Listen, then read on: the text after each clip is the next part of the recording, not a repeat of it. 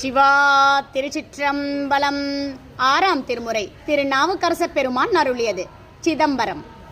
அரியானை அந்த நர்த்தம் சிந்தை யானை அருமறையின் அகத்தானை அணுவை யார்க்கும் தெரியாத தத்துவனை தேனை பாலை திகழொளியை தேவர்கள் தக்கோனை மற்றை கரியானை நான்முகனை கனலை காற்றை கனை கடலை குளவரையை கலந்து நின்ற பெரியானை பெரும்பற்ற புலியூரானை பேசாத நாளெல்லாம் பிறவா நாளே பெரியானை பெரும்பற்ற புலியூரானை பேசாத நாளெல்லாம் பிறவா நாளே பேசாத நாளெல்லாம் பிறவா நாளே.